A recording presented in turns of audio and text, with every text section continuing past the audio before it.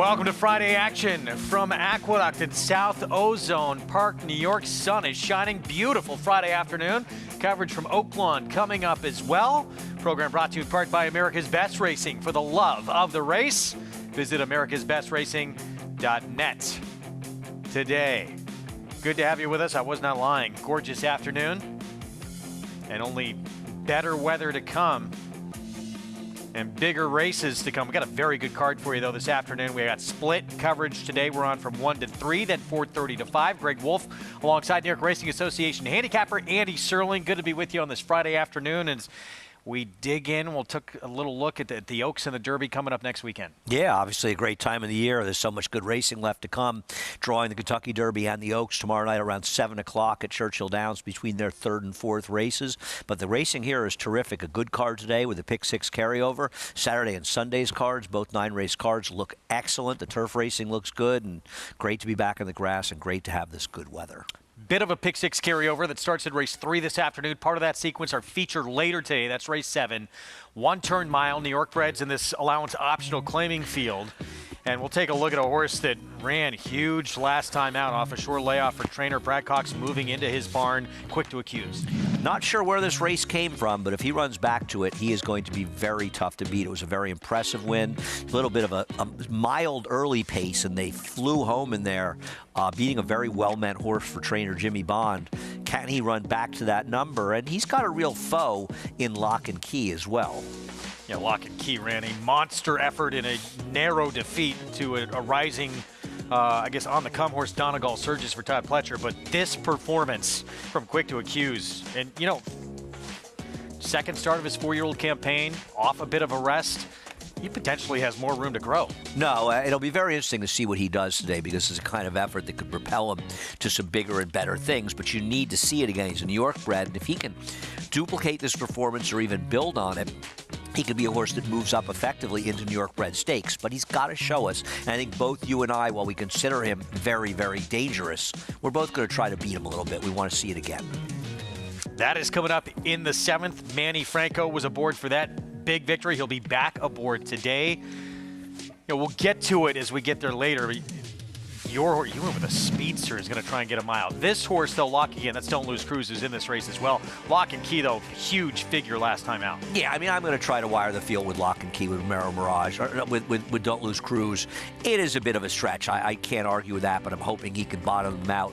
But I have no argument with a horse that you like in here, Lock and Key. He's gotten very good. The one thing that concerns me a little bit is he's got that closing sprinter type feel where he's best at 6 to 7 furlongs, and I'm a little worried he won't finish as effectively stretching out to a mile. That's my only concern. There he is in the red silks, running second to Donegal Surges. Yeah, the extra furlong, will it help or hurt him? We will find out later today. Jose Lezcano will be back aboard in competitive feature race coming up in the 7th later today. Again, a pick six carryover begins in the 3rd.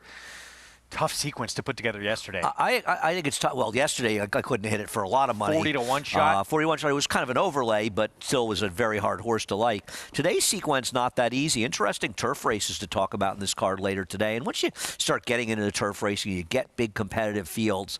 That's where you get those opportunities to get some prices home. Somewhat logical horses can win those races and pay $15. We've got a competitive early pick 5 as well that starts in just about 17 minutes. You can play all the action by getting signed up started with Naira Bets. Here's a look at what's ahead, presented by Claiborne Farm. We are fast and firm with that gorgeous weather here in New York. We'll bring you races 1 through 4 and then race 7 later today. Pick 6, again, carryover begins in race 3. Oaklawn, they are fast in Hot Springs. And we'll bring you races 1 through 3. Their 7th race as well, that FS2 second part of our coverage. Begins 4:30 to 5. Play it all, including the Oaks, the Derby, and beyond by getting signed up with Naira Bets. Go to nairabets.com. Bet any track, anywhere, anytime. $200 deposit match, plus that $25 free play in the Derby with the promo code you saw right there, Derby25. Punch that in at sign up, and it's all yours right there at nairabets.com. Kicking off this card with the first at a 1-turn mile, $75,000 maiden claiming event. We'll set it up when we come back, and we'll talk the horse who is going to be the favorite for Kentucky Derby 150, the 2-year-old champ. He showed he is back with a vengeance. In the Florida Derby, Fierceness is at his Derby a week from Saturday.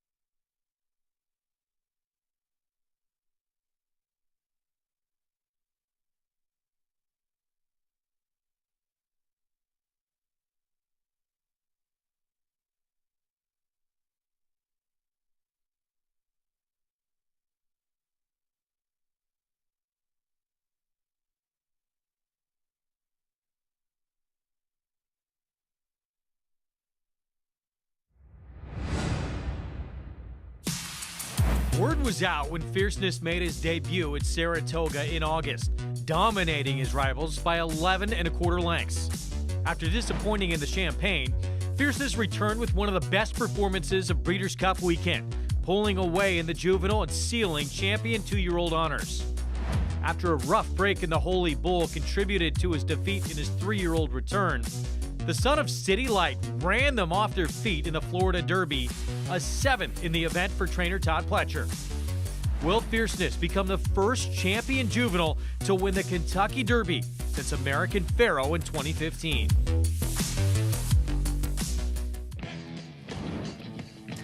He's been brilliant on a few occasions. He's a 2-year-old champ with that dominant performance in the Breeders' Cup Juvenile, but he has succumbed when he's faced a little bit of adversity as well. I think there's 3 major points about him. One, he's the most talented horse in this race. I think to deny that on his best race he's the best horse in the race is foolish. It's not even close, frankly. When he runs his good races, he's just better than these horses. But the problems for him are twofold. One is that he's a horse that twice things haven't gone very well for him at the start, and he's basically thrown in the towel. And his opponents are going to know that.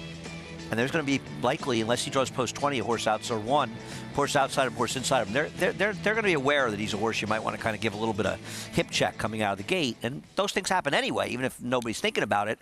And the other problem for him is there's a lot of speed in this race. So the potential exists for this pace to be pretty quick. So even if he gets out of the gate cleanly, he's going to have to move early, and a lot of very good horses have lost the Kentucky Derby because they've been involved in paces that were too quick. So the problems with him are multifaceted. The positives are he's better than these horses if he's able to run his race. As witnessed by that Breeders' Cup Juvenile, by that maiden win, by that Florida Derby. Yep. But Those he's not put together efforts. Back-to-back big efforts either. He's a horse that there are some character flaw concerns at this point and possible pace concerns. I don't have any concern with him being the best horse in the race. I think if you were able to sort of melt them down to their talent, his talent would easily usurp the talents of anybody else in this field. Here's a look at that Florida Derby when he bounced back and showed, 2-year-old champ is back, and I'm going to be your Derby favorite. Yeah, I don't think he was beating a particularly stellar field, but when you win the way he did and run the kind of speed figures that he ran, it doesn't make any difference who is behind you. The problem also is, though, this isn't the first Todd Pletcher horse we've seen run off the screen in a prep down in Florida. Dreaming of Julia. Now, Dreaming of Julia, who was an overwhelming favorite in the Kentucky Oaks. Now, she did have a bit of a tough trip that day, but she didn't come back at all to running back to that number. She lost the Mother Goose in the subsequent start and never ran again. So we've seen these big performances from Todd in Florida that don't always get reproduced when they leave Gulfstream Park. So there are questions with this horse, but I think a question that he's already answered is his overall talent. He is the most talented horse in this race. Biggest question left for him, as you alluded to, with that other speed in the race, what post is he going to get? What speed is going to be inside and outside of him? We'll find that out very soon. Let's get to this first. Let's show more, actually. More reasons to like him. Wow, He's working strong, too. He looks great. He's always been a very good workhorse. He didn't work this. I think he did work this morning. The track was very fast this morning. The workouts were extremely fast, the ones we saw this morning. But he's always been an extremely good workhorse. He's an extremely good horse. Why wouldn't he work well? Sometimes you see horses, not doing their best. At least good to know he's going to be your favorite. He's that talented, and he looks like he's doing his best going into the biggest race of his life. He's been a good workhorse. Maybe he's working badly coming up the race, and that would be a negative. I'm going to try to beat Fierceness while understanding that there are circumstances where he is going to dominate this field. Do you even want to venture a guess how short a price he's going to be? I think he's going to be 5-2 to 3-1, somewhere in that range. The favorites usually are around there. Yeah. There's a lot of support for Sierra Leone. And, obviously, personally, I'm rooting for him to do well, as Chad Brown's a good friend, but I don't understand why he's going to be that short a price. I think he's very good. But there are other closers that are pretty good in there, right? Yes, there are. Meanwhile, this race, this is the standout. This is the fierceness of this 75 maiden claiming one-turn mile, even though the horse has never won. Crossed the wire first last time out, got disqualified, and comes right back against a softer spot. You and I were talking about this earlier, why, breaks his maiden and gets disqualified, and he goes to a maiden $75,000 claimer. It's not really a negative drop in the sense that the maiden special weights are going to get tougher as the year goes on. And if they win here and get claimed for 75, they got $100,000 in their pocket for a horse that caught him $9,000 and has had 9 chances. So he is much the horse to beat, though you and I are going to try to beat him. That's the man who's going to ride him right there, Javier Castellano for Michelle Nevin on login required, even money favorite. New audience joining us right now.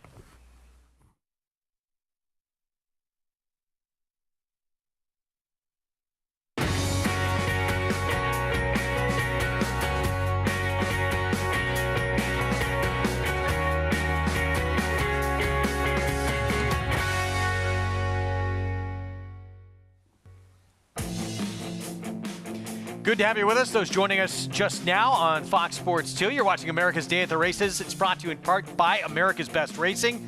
For the love of the race, visit americasbestracing.net today. Sun shining here in South Ozone Park, New York, as we get set for the Friday card from Aqueduct. And a solid card, top to bottom. Greg Wolf alongside New York Racing Association handicapper Andy Serling. We're going to know the draw for that run for the Roses in, less than 48 hours? Yeah, I'm less than 36 hours, I think, actually, so it is exciting. Meanwhile, exciting, too, this card. We have a pick 6 carryover beginning in race 3. Part of that sequence, our featured 7th. It's a one-turn mile. New York Preds, allowance optional claiming field. We're quick to accuse the 7 from Brad Cox. Came off a couple of months layoff last time out. Really impressed. Very impressive race, slow pace, but they flew home towards the end, and it was a very, very good effort. So the question is, can he repeat it? I don't even think he needs to build on it, Greg. I think he repeats it. He's going to be very tough to beat. But where did it come from, and will we see it again? That's the big question, yeah. Can he do this again? It really had seen nothing close to this. And it was a decent sample size, 8 prior starts, but it was moving to one of the best barns on the planet, Brad Cox. Yes. No, there are reasons to not be shocked by it. And you look at the big gaps that he and the second horse was very well meant as well, and they buried the others. It's believable. I just want to see it again. We're going to try to beat him. All right, that's coming up in the 7th. We look forward to it. Part of that late pick 5 as well. Our first race coming up in just 6 minutes. with the early pick 5. Take a look at what's ahead on the program, presented by Claiborne Farm. Sorry for those already with us. Repeating here, we have our new audience in, so showing this again, Fast and Firm here in New York, and then Fast out in Hot Springs, and those is the races we'll bring you. We're on our coverage today 1 to 3, and then 4:30 to 5. We're splitting things up as we get set for this first coming up. You can play all the action, including this early pick 5, by playing with Naira Bets. Get signed up, started. Go to nairabets.com. Bet any track, anywhere, anytime. Derby 25, you'll get a free $25 play in the Kentucky Derby and that $200 deposit match sign-up bonus. Again, at nairabets.com. So kicking things off on this Friday card with a one-turn mile, $75,000 maiden claiming event where the even money favorite, login required. Again, crossed the wire first against Better. Maiden special weight last time out, only to get disqualified. A legitimate DQ. He had been badly hurting the horse who finished second in the stretch and cost him his chance to win the race. But regardless, he still ran a race that would make him tough in here. Here is Badge of War. Rick Dutrow Barn taking over for this one, claimed off of David Jacobson. You are more optimistic than I am that he can move forward off the claim, and maybe he can, but I thought he had to move forward a lot. And Jacobson, a tough guy to claim from, I don't care who you are. First-time starter for Linda Rice, Dark Devil. Moderate amounts of money for a trainer that doesn't move too many first. There's a Mitoli going a mile first time. Heavy favorite, crossed the wire first against Better to get DQ'd, login required. But has had a lot of chances in his life. But the other thing is he's not been short prices in them. He's the horse to beat. Guile at 16 to 1, Romero Mirage. I thought he was a little interesting. He didn't break last time out, and bet he runs better today, but I don't know how much better he's going to run. All these connections win yesterday. Yep. On the turf with an upset. Mitoli's Diamond, first-time starter. Yeah, it's an unlikely first-time starter, a very big price. 4 to 1. Venge looks to control on the front end. Yeah, I think he will be an interesting claim by Ray Handel. I thought he was dangerous. You like him a little more than I do. Yeah, and have you heard on the outside? Mike Maker off the claim. My top choice. Horse who has back races good enough to compete with the favorite. Gets finally back on a dry track after 3 muddy sealed tracks. Thought he was very interesting off the claim. A week and a few hours away from a pretty big race under those twin spires. 150th running of the Kentucky Derby.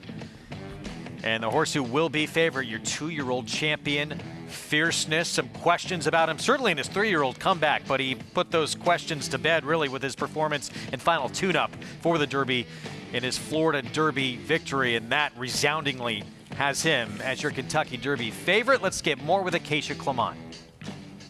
And Greg, once he got the lead in the Florida Derby last time out, it was all over. We did see Fierceness work this morning in company with Agate Road, a horse who maybe has not been quite the achiever as a stablemate, but has been his regular workmate down in South Florida with Todd Pletcher staying at Palm Beach Downs. So a very familiar workmate in company, and he just left Agate Road behind. The official time for the 4 furlong workout was 48-4. I'm no clocker, but I got him going out 6 furlongs and just shy of 112. So it's really everything you want to see from a workout, and in a typical Todd Pletcher fashion, he let him gallop out those extra couple furlongs afterwards, putting the miles in preparation for Kentucky Derby 150. And it's just everything that you'd want to see at this stage of the game. And yes, Fierceness has always been a very good workhorse, but I think it's key to note the way that he's been training, starting behind Agate Road, taking over that overmatched foe, at least in the mornings, and pulling away from him, because as of yet, Fierceness has not been able to overcome much adversity in the afternoons. Talking about horses in the first race today at Aqueduct, though, we'll kick things off with the 3 login required. Yes, he was DQ'd last time. Let's not forget, that's the second time that he's crossed the wire first and has been disqualified. He actually did the same thing in his debut at Monmouth. So I don't take this as a negative drop at all. I imagine he's an incredibly frustrating horse. He's one of those that really kind of puffs up once they put the tack on. He's the heavy favorite, rightfully so. Showed last time he could handle the mile, though he did drift significantly into his neighbor.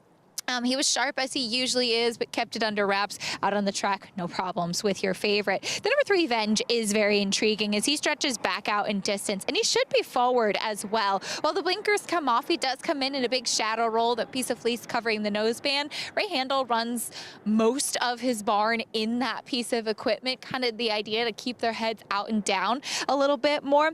And he always even wore very short blinkers as well. He's not overly sharp in here, but physically, I like like the stretch out back to the distance. And we did see upside potential. Who beat him last time, come back and win again in his new connections first off the claim. The number 1 Badge of War, yes, it is tough to claim off of David Jacobson, but he comes out of that same upside potential race. And just looking at him from a physical perspective, he just does not look like a horse that wants to sprint. I like the stretch out for him. He's tall and leggy. I know that they started him on the turf and he's by Warfront, but this horse is actually half to Mandaloun. And I think it was maybe a big knock against him that they started him on the turf and kind of gave up on him pretty quickly. But I think he might just be finding the right spot in here. He's never going to live up to that pedigree on the bottom side, but I think physically going a mile on the dirt is what he wants to do. And he'll get to do it for the first time today, Greg. Thank you, Keisha. And those who don't know who Mandaloun is, well, Mandaloun became 6 months after the fact via disqualification a Kentucky Derby winner. Yes, he was the horse finished behind Medina Spirit, the Kentucky Derby. That's why I've always disliked this horse. You get a horse that's a Warfront, there's a half to Mandaloun that only sells for $50,000. Warfronts that are bred to cows could sell for more than $50,000. And the fact that a half to Mandaloun from Warfront sold for $50,000 was the first knock on this horse. Then the fact that the trainer decided to only run this horse, Brad Cox, he's pretty smart, I think. Brad Cox, probably, I think he trained Mandaloun, decided to run him on the turf. Then he ran him for $40,000. Then he sold him privately, and actually he sold privately for $50,000. Excuse me, he was a homebred from Juddmonte. Excuse me, I have that wrong early. But he sold him $50,000 a sale. David Jacobson bought him, put him in the dirt. I just have to believe that this horse is going to beat me. I'll put it that way. I just can't believe he's very good. 7:01, Manny Franco on board. He'll have the inside post, and your login required the 3. We'll see if today the drop first time in for a tag does the trick. Across the wire first. Last time out, as Acacia mentioned, it's been a couple of times that is really unfortunate. There is login required. See if can cross the wire first and get it upheld today. Javier Castellano for Michelle Nevin. There's a couple interesting ones, though, this horse has to face again today. You and I are going outside. You're hoping the 7 can wire the field off the claim for Ray Handel. I'm hoping the 8, Have You Heard, can get back to his better form, which would put him forward as well off the claim by Mike Maker. So we're both trying to beat the favorite. You've taken the 7 as 3-1. I've taken the 8 as 4-1. Friday card kicks off here. 1 turn mile to begin things. Let's go upstairs. Chris Griffin with the call. Matoli's Diamond goes in. Venge and Have You Heard? Last to load. There's Venge.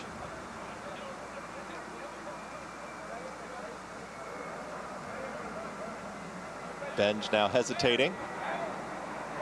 A little reluctant. Now goes in. Have You Heard?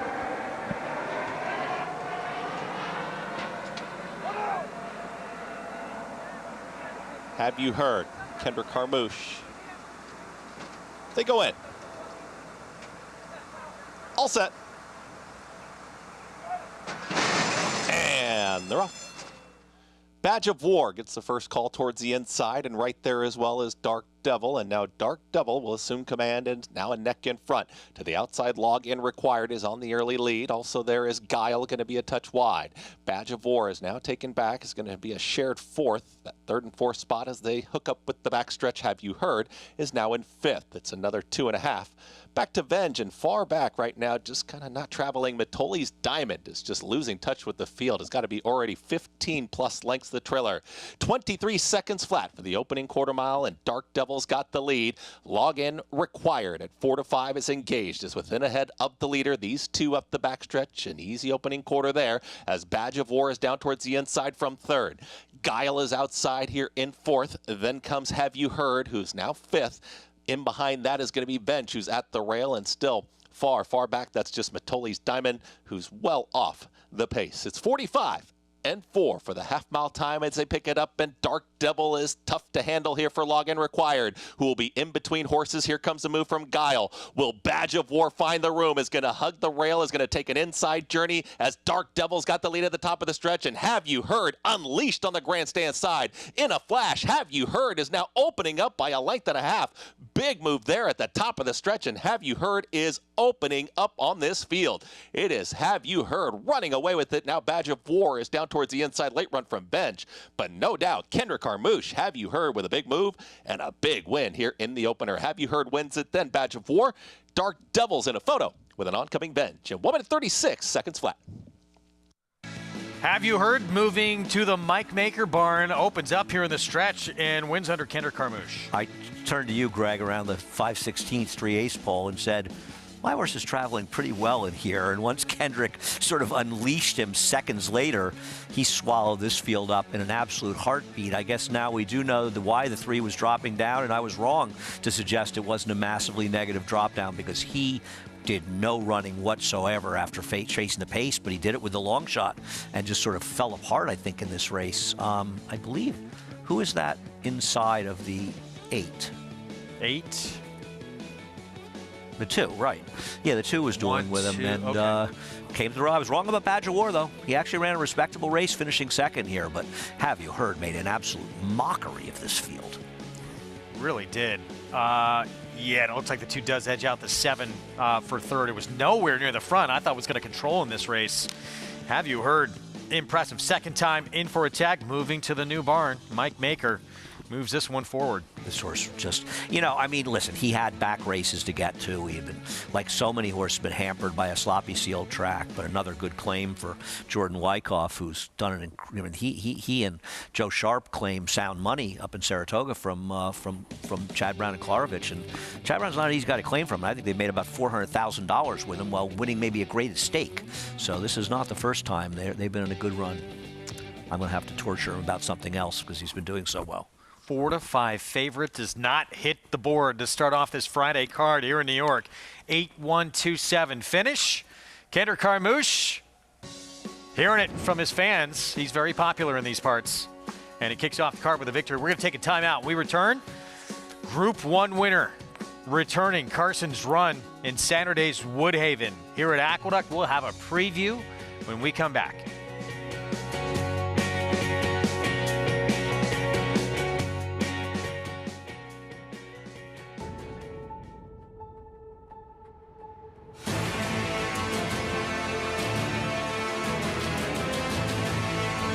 In the Pilgrim Stakes, they come on for the finish. Annapolis by a head. It is Annapolis in front. It is Annapolis to win the Coolmore Turf Mile.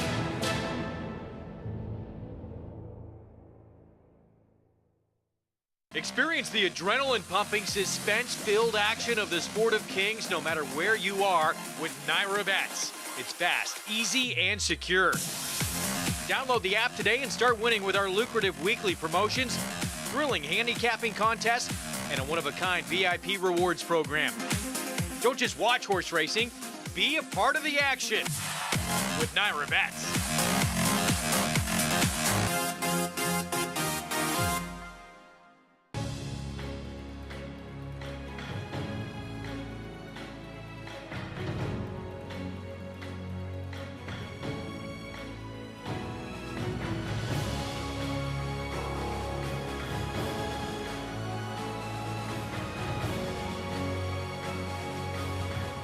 Olympiad leads American Revolution. Olympiad gets the gold in the Jockey Club Gold Cup.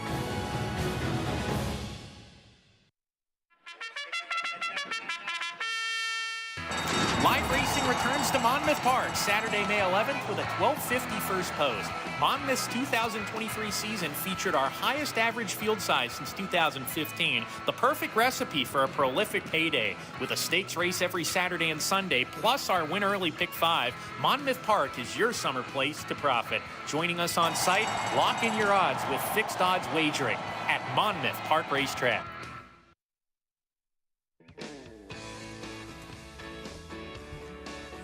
Back with you on America's Day of the Races on our FS2 coverage. Regional networks out in Southern California as well.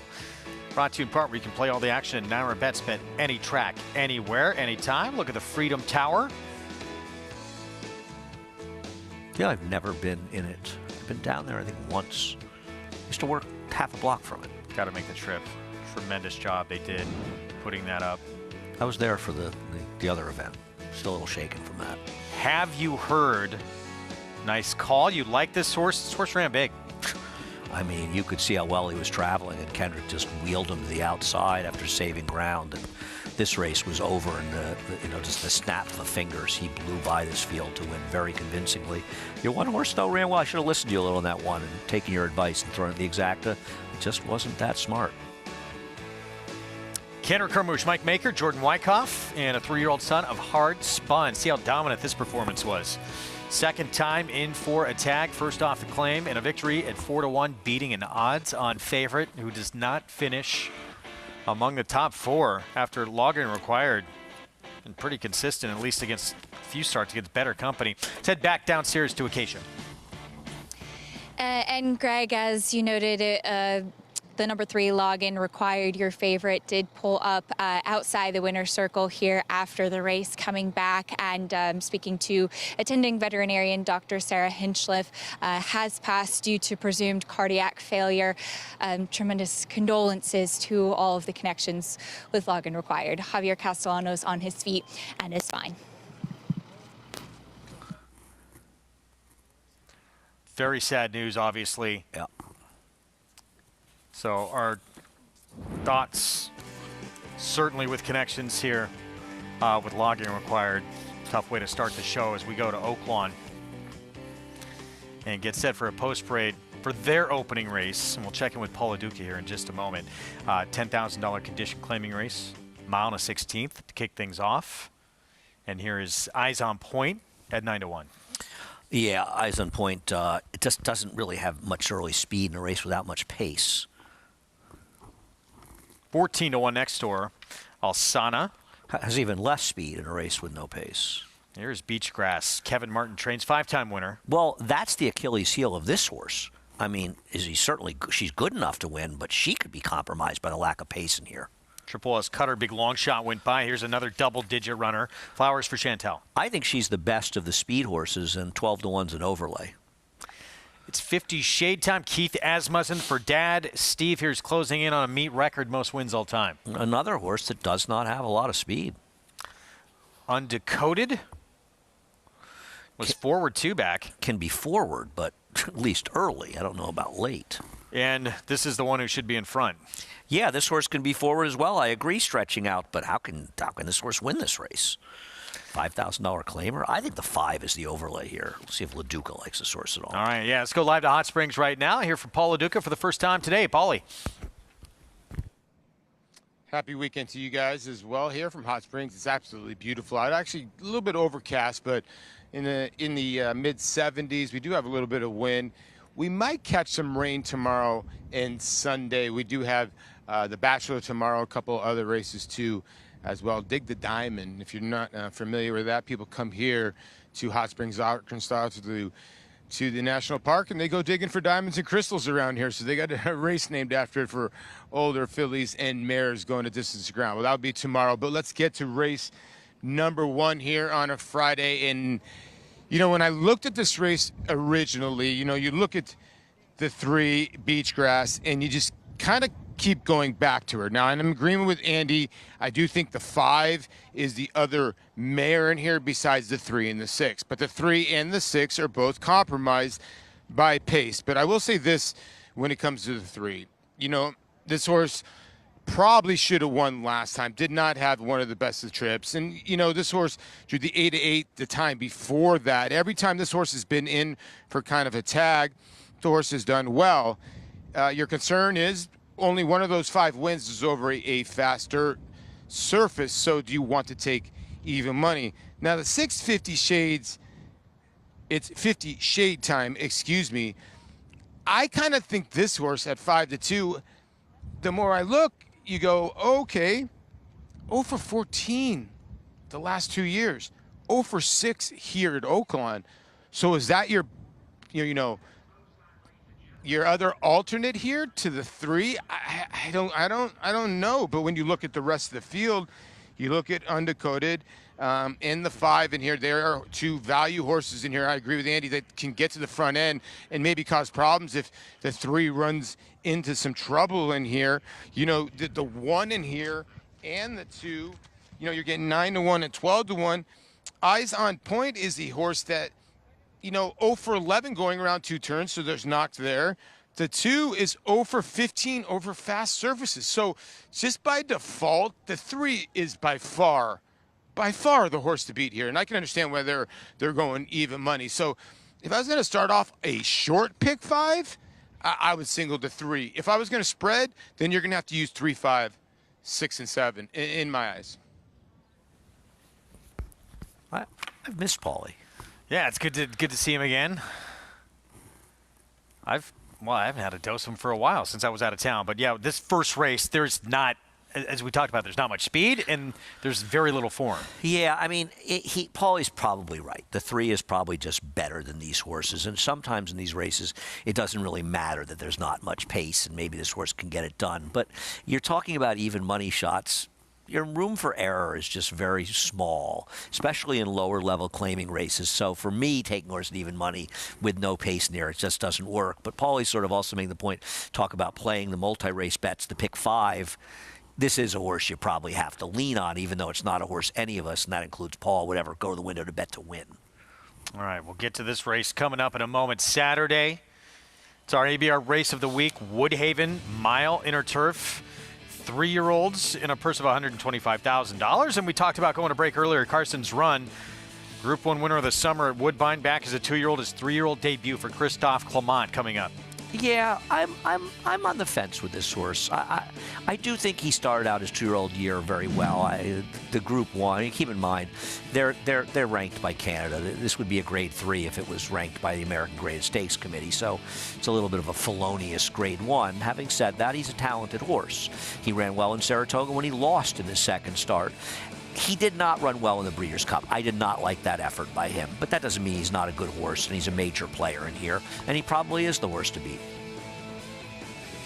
We'll see if he takes a forward move. I mean, say what you want about the race. He's still got an 80 buyer in the summer. Yeah. And coming back, natural progression 2 to 3 now. If he does move forward, he's the horse to beat. I completely agree with you. I'm going to try to beat him with Wally World. Elysian Meadows tries the turf for the first time. I know our friend Sarah Obad will like him. If she could have thought he was a little interesting in the wood, she better be betting him first time in the turf with some pedigree here. Meanwhile, loading up Hot Springs, mile and 16th for this condition, $10,000 claiming race to kick off the Friday card. 4 to 5 now. Beachgrass, the 5-time winner. Meet leader. By a long ways, Christian Torres will be aboard, just missed by a neck last time out. We'll see if she can pick up the 6th win of her career here, where she looks like a standout. Matt Dinnerman, the call. Beachgrass, your current 3 to 5 favorite, low odds favorite to kick off the day. This race at a mile and a 16th. Triple L's Cutter post 4, and then we'll wait on Sassy Seiji to round out the field. We're ready to go. We're off and running at Oaklawn Park. It's 50 Shade Time. Blasts out of post 6. Caught an alert getaway. Sassy Seiji moving up to apply the heat, and Sassy Seiji grabs the lead. It's 50 Shade Time takes back. Flowers for Chantal inside of her into the turn as Sassy Seiji clears off from the whole competition, gets to the rail and opens up 2 on It's 50 Shade Time in second. Undecoded third with Flowers for Chantal to the inside. Another length back to Triple L's Cutter. Beachgrass and Alsana next. They're 3 better than Eyes on Point, who's at the back of the pack with 3/4 of a mile to go. Not a fast tempo here set by Sassy Seiji. Look at that, 25 and 1/5 seconds.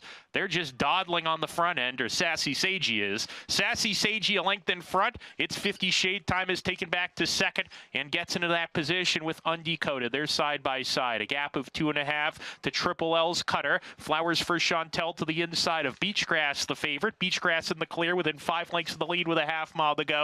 She's 2 ahead of Alsana and Eyes on Point as they go into the turn. They quicken the tempo, 50 and 2 though for the half.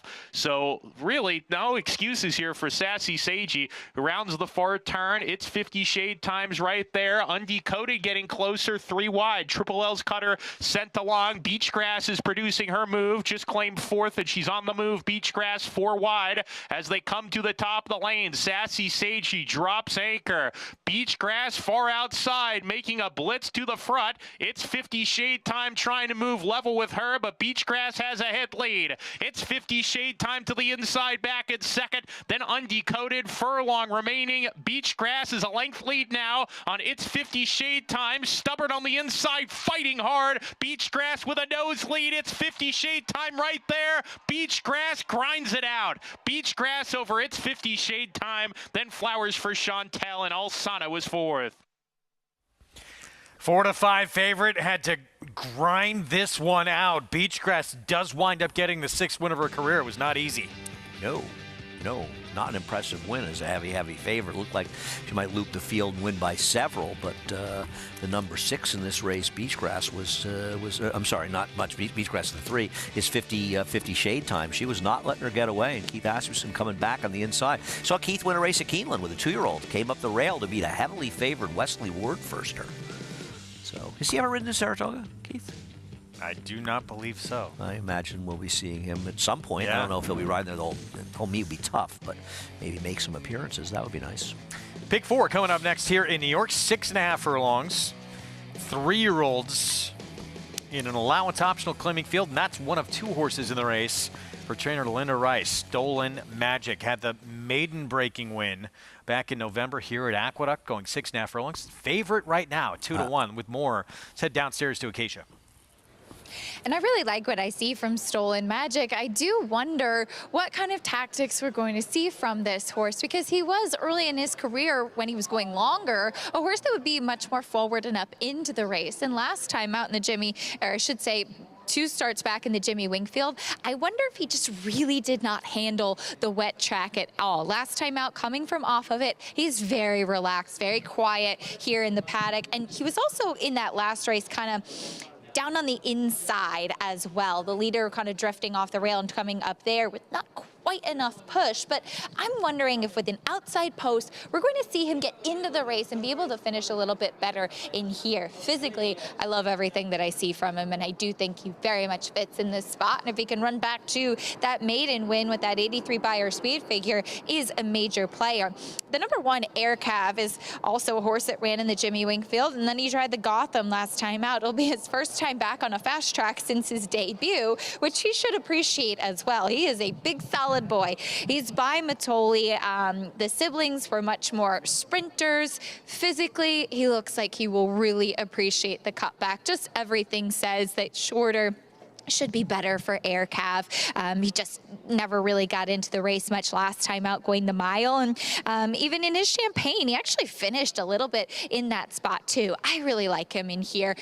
On the cutback, he's been very professional coming in this spot, and just a little bit more short coupled in his frame. Think he should handle it. Bit of a new face is the 4 Barksdale for Will Walden, a horse that wired the field going 7 furlongs in a starter allowance at Keeneland last time out. He's one too that I wonder, 7 furlongs to a mile, he's shown so far that he's been better at. This is 6.5. I know I'm splitting hairs, but he does have a little bit more length to his frame. He looks terrific coming in here, though. Great in his coat, really well muscled, really strong, very powerful. And while he was able to get pretty comfortable on the front end last time out, kicking away from his competition, we'll be intrigued to see what he's going to do with the presence of a horse like Collected Special in here. But he's a very intriguing new face who certainly looks like he's the goods. Let's see how he handles these conditions. Greg?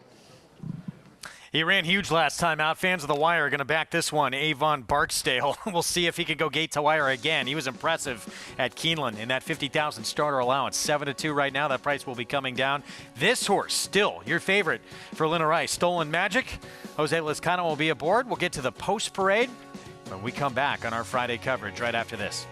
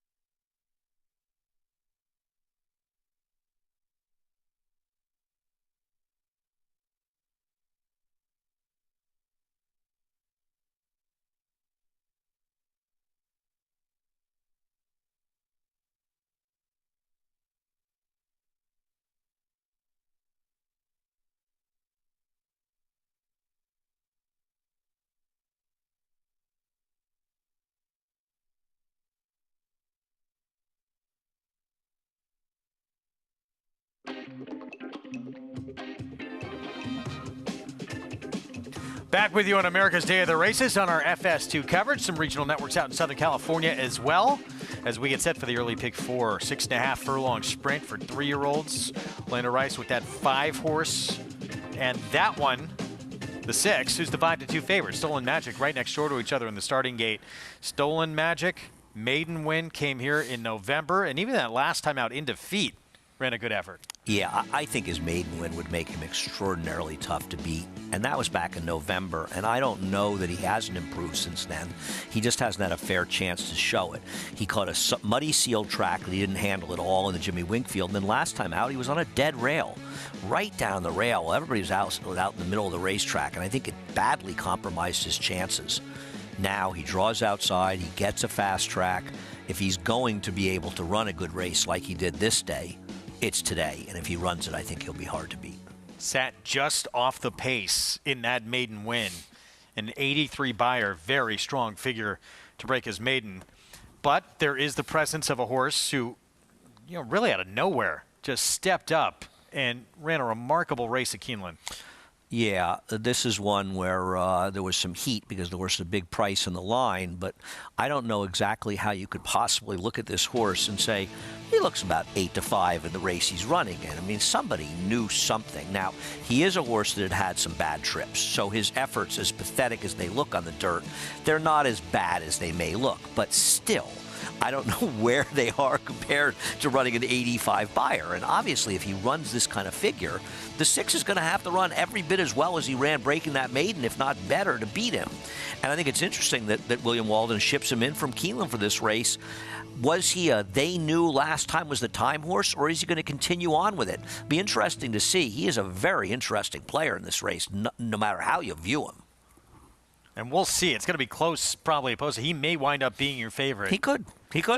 The 6, I think, is microscopically the favorite. I think it's $20.10 versus $20.40 the double. So they're going to be pretty close at post time. What about the 1, Air Cav? Yeah, Brad Cox's horse, who, 2-back faced a horse who's going to be going against Valentine Candy in the Bachelor coming up this weekend at Oaklawn. And we'll start with him, Manny Franco aboard. Son of Matoli. What chance did he have in the Gotham sloppy sealed track in the Jimmy Winkfield? I think he's dangerous. Collected special, trying to make it 3 in a row. Yeah, that figure last time does not hold up to scrutiny. In a minute to a second, came back and ran abysmally. Muzara was claimed off of Todd Pletcher for Wayne Potts, ran 3rd first off the claim. Better get a lot faster against this bunch. Here's the horse who freaked at Keeneland, gate to wire. Yeah, I mean, that was some effort by him. If he can run that kind of effort, he's a major factor. Barksdale, the favorite now. Here's the 5 Augustine Red for Linda Rice. This is the toughest horse to handle. He's a lug-in type, and I think you're going to look to see Trevor McCarthy try to get the rail as quickly as he can with this horse. And stablemate to the outside was the favorite. Now second choice, Stolen Magic. Yeah, we'll see. I think he may be favored. We'll see by post time. It's close. I think he fits extremely well in here, drew well, and gets a dry track. 2 minutes to post. And this pick 4 coming up. Contests are back with Naira Bets. Be part of the action. Friday feeder contests. $40 entry fee. Cash in seat to the Saturday $300 contest.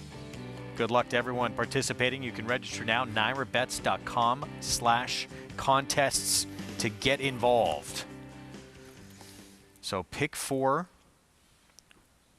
6-horse field to kick it off here for these 3-year-olds. Here again, this Brad Cox runner from the inside post with Manny Franco. Yeah, this is an interesting horse, the 1, Air Cav. You can see Acacia likes this horse as well, because I thought his maiden win at Indiana was a lot better than it looked, and obviously Brad did as well as he tried him in the Champaign, where he also had Timberlake. He was almost 60-1. He didn't run that badly when you consider the price and the situation, and it's just the first of 3 straight wet sealed tracks he caught.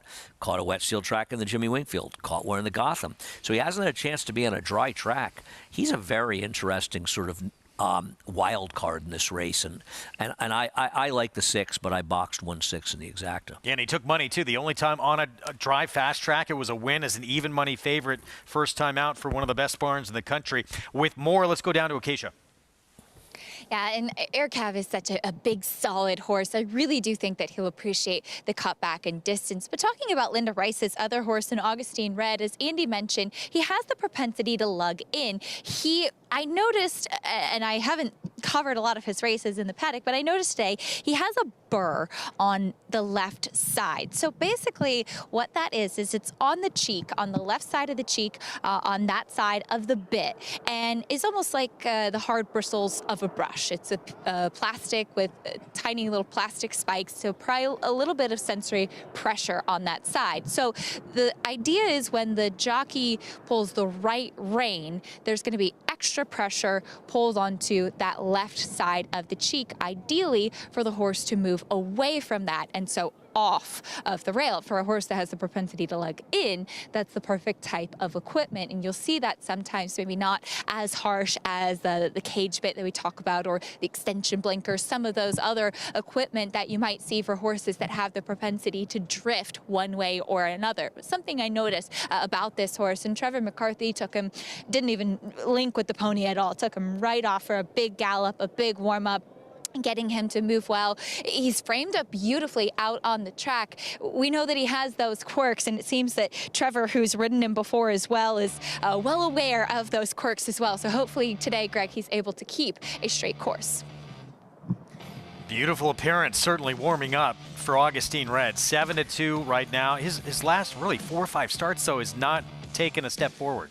That's my problem with him. Aside from his behavior, he's just not that fast. I just think there's faster horses in the race. I think the 6 is capable of faster races. We know the 4, what he did last time. And I even think the 1 deserves another chance. So it's not just that he's a bad actor and maybe with the changes in bits will help him out, but it's that he may just not be fast enough. Not that he's bad. He's okay. I think this race is actually potentially pretty tough. There again, the Brad Cox runner, Air Cav, son of Matoli, with the man who led this NYRA circuit in victories last year for the 3rd time in his career, Manny Franco. But Barksdale, the 4, seemingly out of nowhere, that huge performance that the betting public knew was going to happen. He was bet down to favoritism. Crazy, right? See if he can back it up here on a different circuit. No, it's he's one of the more fascinating horses on today's card, to be honest with you. We haven't talked about it as much. It's not the pick 6, you know. It's not one of those races, but I really wonder what we're going to see from it. I can't imagine that William Walden would ship him. If you're not familiar with him, Elliot Walden's son would ship him all the way here if he didn't feel like he was going to run well again. Whether or not he's going to win is another question, but it's a long way to ship with a horse that you think, we just had him fired up for last time. You know what I mean? Why ship him? Was it 700 miles? Got the right running style, too, with that name. You know, it's trying to exactly go wire to wire. miles from Keeneland to the Lincoln Tunnel. You worked that out. I timed it once. I went and drive it. I made that drive quite a few times. Chris Griffin with the call. Here's the start of the early pick 4. Backs away.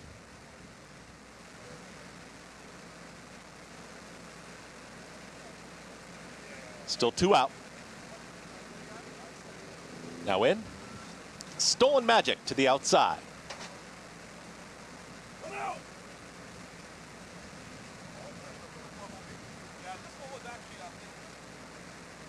Stolen Magic is in. All set. And they're off.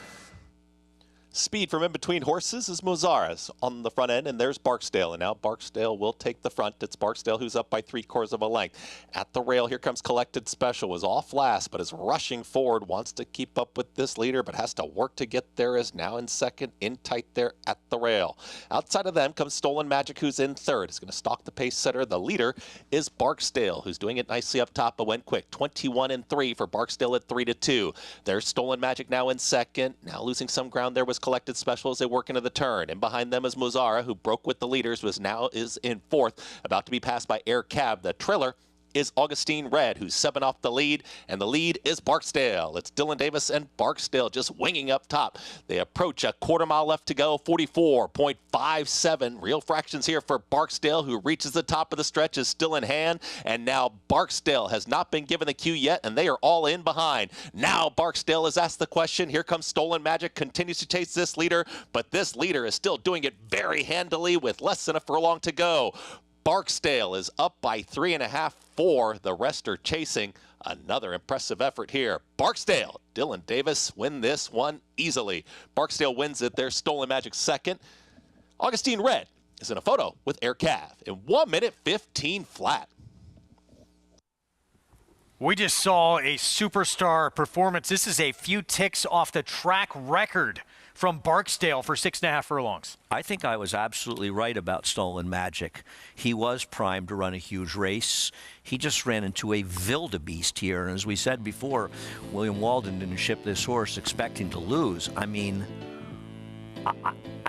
think Stolen Magic just ran huge in finishing second to him, and he got completely smoked.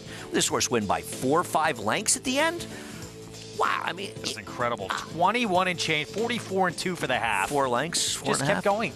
I mean, after an effort like that, we'll see how quick the track is. And we did see 36 in the first race, but still, I mean, they have to be thinking to run him in a race. I think it's the Gold Fever is the 3-year-old prep for the Woody Stevens. I mean, Alan why Perkins. wouldn't you? Well, right, I'm saying the Gold Fever, and if he runs well there, thinking about, is he a horse that could run in races like the Woody Stevens and the Alan Jerk? I mean, this is ridiculous. I think the 6 really ran. I mean, I don't know what kind of figure he got, but I'll be surprised if it's not in the mid-90s. We just saw potentially breakout star performance with Barksdale in what he did here. Completely unchallenged, but just going incredibly fast and doing it so easily. Yeah, I mean, I had a big double going with the 6 and really liked my position, but he couldn't get close to this horse. Wow. As easy as could be. The track record for 6.5 furlongs, 114 and 1. Barksdale goes 115 flat. This was big time. And now back-to-back before. Talk about backing it up. Next level in a horse that you got to think they are going to be looking at graded stakes competition potentially next time out. I mean, let's see how fast the track is going forward, but this was something. And as you say, I mean, Chris Griffin said in the call that Dylan hadn't even asked him. This horse, wow. Incredible. Barksdale 3-2 favorite. Sensational. Here in the second, we're going to take a timeout. When we return, we'll talk more Derby and the California contingent stronghold for Phil D'Amato. Santa Anita Derby winner. Could it be his day? A week from tomorrow. We'll have a preview next.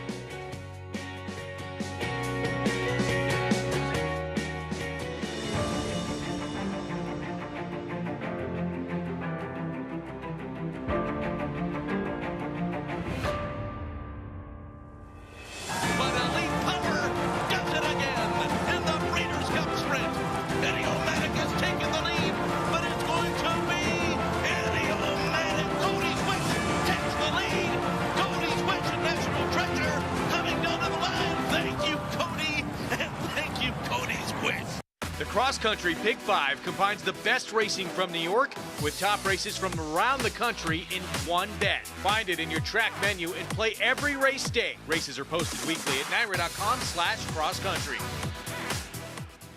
RaceLens is the most in-depth product in horse racing with unique features found nowhere else. True odds, predictive analysis, and pace projection. RaceLens. It will change the way you follow horse racing and take your game to the next level. Liam's Map, a 2-time Grade 1 winner with 6 consecutive triple-digit buyers, including a 114 to win the Breeders' Cup Dirt Mile. He's already taking the lead as a sire with Grade 1 winners Basin, Wicked Whisper, Colonel Liam, and Juju's Map, plus multiple 6-figure yearling sales and 2-year-old sales up to $1.2 million. Proven on the track, proven in the sales ring. Liam's Map, only at Lane's End. Breeding in New York State just got a whole lot greener. Starting in 2026 with 2-year-olds and expanding in 2027 to include 3-year-olds and up, New York breds on the NYRA circuit will be offered purses matching the race's open company counterpart. That's a nearly 20% increase per race compared to 2023. Bowling season is in full swing. There's still time to take advantage of New York's better than ever state bred incentives. Visit NYRA.com/NYBreds for more info.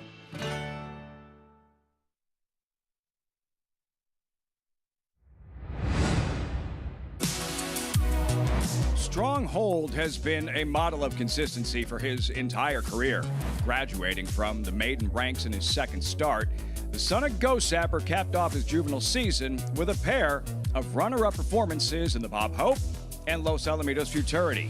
He started out 2024 with a trip to the desert to capture the Sunland Derby before scoring a Grade 1 in the Santa Anita Derby. Can trainer Phil D'Amato score a Derby win in his first ever start? Interesting horse in our Kentucky Derby spotlight here, who has over $820,000 in earnings. And you look at his speed figures, yes, he probably needs to get faster, but he was training and holding his own with older graded stakes winners in the morning leading up to that Santa Anita Derby win. I like it when California horses are good. I love it when we have a California an East Coast West Coast rivalry. You're not gonna have him with this horse. He's not good enough. Sorry, he's just not good enough. Phil D'Amato trains. Guy's a terrific trainer. Guy's tremendous. I'm a fan. I think this horse is way, way, way too slow. Sunland Derby and then this performance, and yet an 89 buyer in this race. I mean, you're looking at a Fierceness who ran a 110, but we can't count on him to run that again. Yeah, listen, I'm interested in domestic product who's running slower figures. The thing about domestic product is even running in races that had such demonstratively slow paces, it's very hard to imagine running big final time figures. This horse got a perfect trip in a quick-paced race and ran an 89 buyer. I just don't know how he can possibly progress enough to win here. I'd love to see the Californians do well. They're having it's a rough time out in California. I love California racing. I just don't think this horse is good enough. Will be his third start of his 3-year-old campaign. Maybe he'll make that jump. We will find out a week from tomorrow. And Phil D'Amato with certainly a talented horse if he's up to the task. We'll see. I mean, there's, outside of Fierceness, Sierra Leone, those appear to be the heavily, really top two are going to take all the attention. I know it's a tough task. UAE Derby runners have never fared well. No. But Forever Young is going to take a lot of attention as well because he comes in undefeated. No, he's a good horse. I agree. I think Forever Young is probably one of the better horses we've had, at least in this situation, though Mendelssohn was very good. I just don't want him in the Kentucky Derby. I think winning in Dubai and then come back 5 weeks later to try to win a race like the Kentucky Derby is a fool's errand, I should say. But I do think that Forever Young is the goods, and I hope that he sticks around and gets another chance against the best horses if it doesn't work out in Kentucky, because he's good. Any future wagers you'd like to throw down on the Breeders' Cup Sprint? With what we just saw. On Barksdale. I don't know if he's ready for the Breeders' Cup, but I think we're going to see him try stakes. It's a fun card today, but that Barksdale performance, we're just watching it again in the replay. That was some performance. And you said going in, this was probably the most intriguing horse on the card today. We just didn't know what we're going to get because it was such a big leap forward, that performance at Keeneland. And now he just takes it to a whole nother level. Dylan basically never even asked this horse until, asked him a little bit in the stretch. 115 flat. The track is probably pretty quick. We saw the first winner go 136, but he also won by 5 lengths, and he had run figures close to 80, so he's capable of being okay. This was a stakes quality performance. I'm going to be very curious to see when the buyer figures come back, and I won't be surprised if it verges on 100 easily. It's certainly every bit of mid-90s, if not higher. Let's go to Acacia. Joined by winning rider Dylan Davis as Barksdale gets the win. Dylan, you never really had to ask him, and he went fast. What were you feeling? Oh, that was a lot of fun out there. Will gave me instructions to take away from the pony, and he said that he'd act like a pony himself, just warming up. He was good and warmed up well, and he said very particular instructions was when he comes out of the gate, don't ask him because he could really get away from you and set off too quick of fractions. But just broke him well, just comfortable. He took it into his own hands there, into stride there. He handled the track well. And he was handling those. He was putting in some hot fractions, but I mean he was doing it so easily, very comfortable.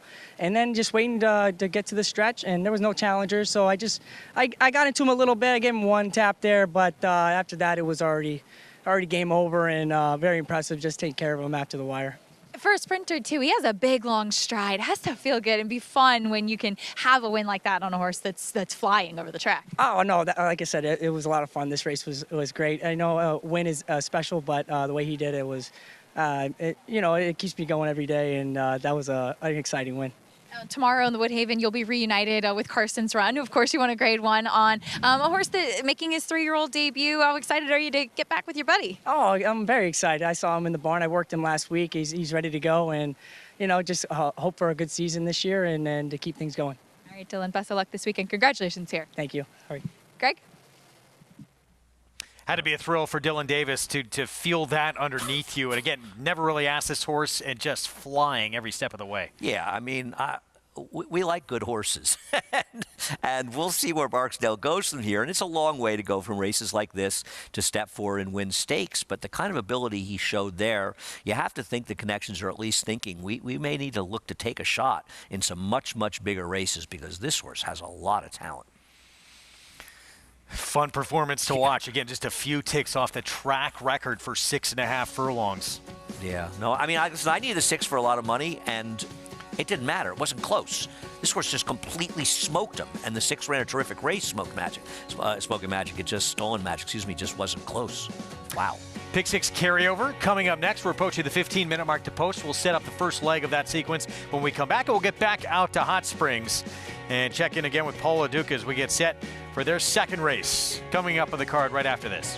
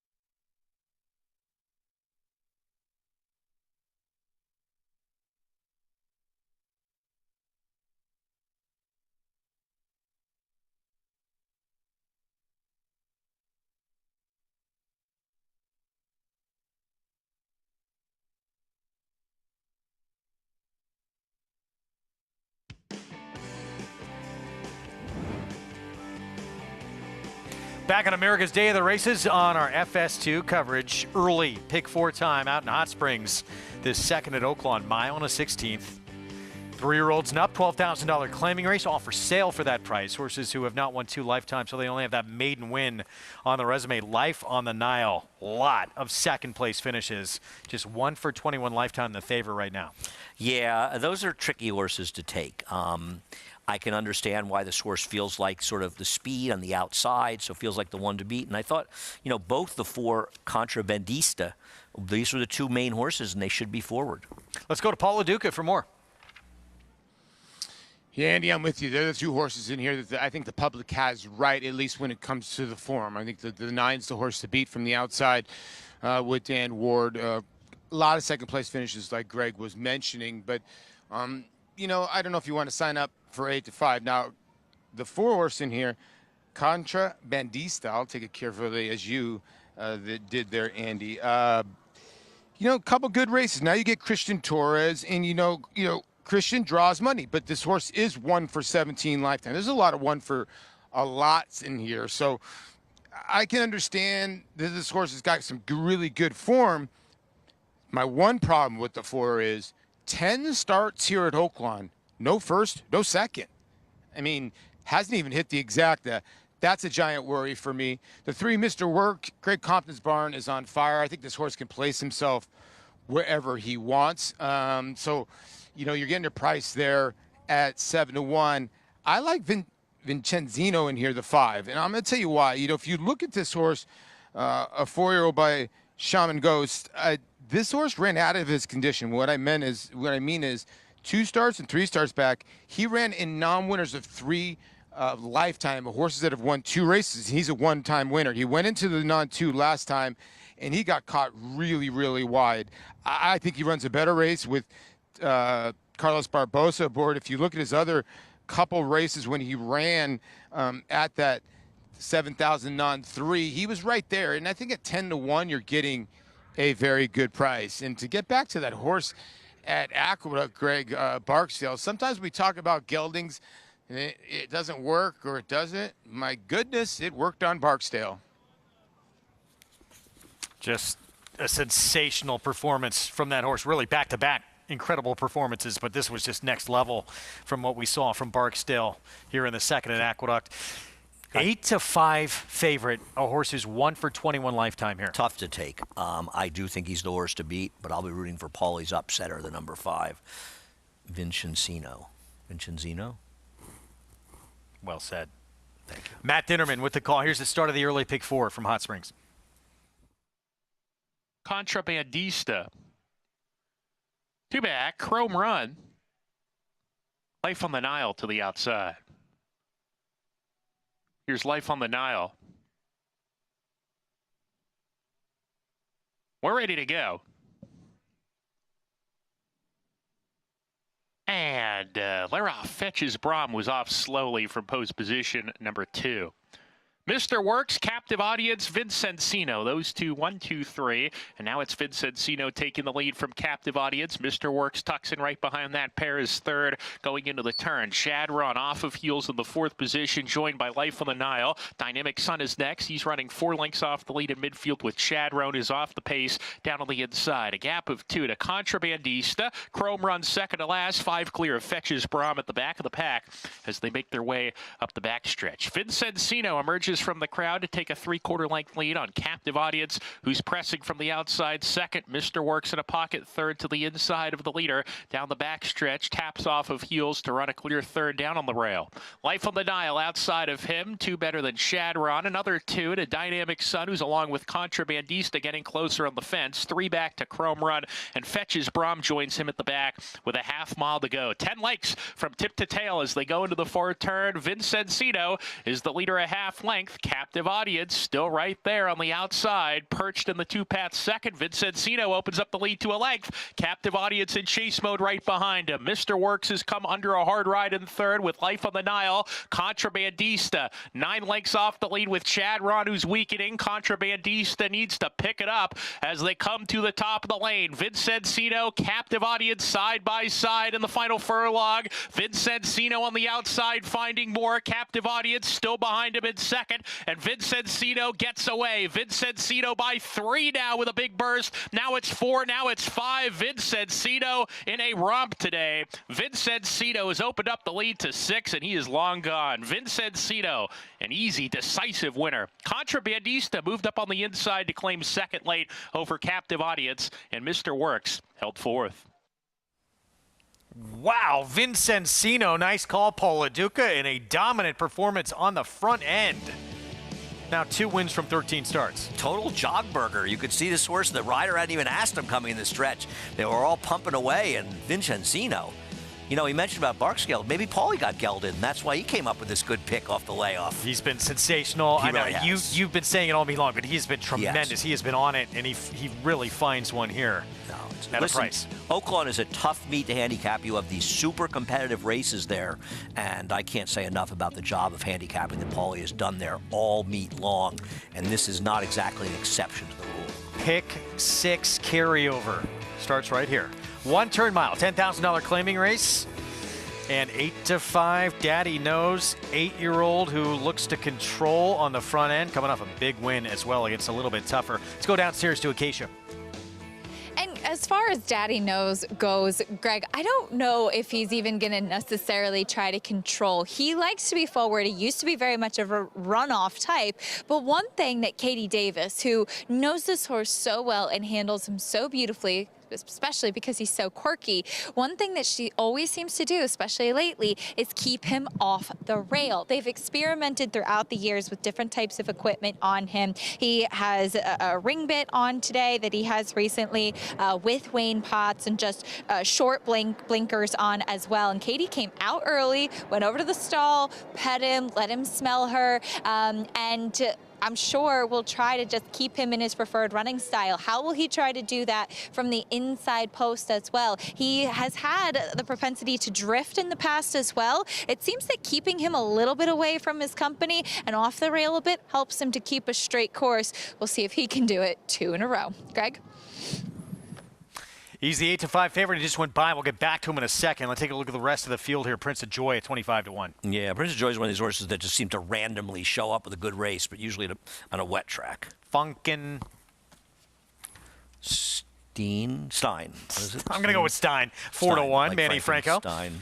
Greg was reprimanding me earlier on that. Gave you I guess he's kind of the other horse, if that's what you're looking at. You took a shot with Hang Tight. We can get back to it 12 to 1. Here's My Friend's Beer. Yeah, I just think that he has not been in good enough form lately, My Friend's Beer. He could be sitting second here, though.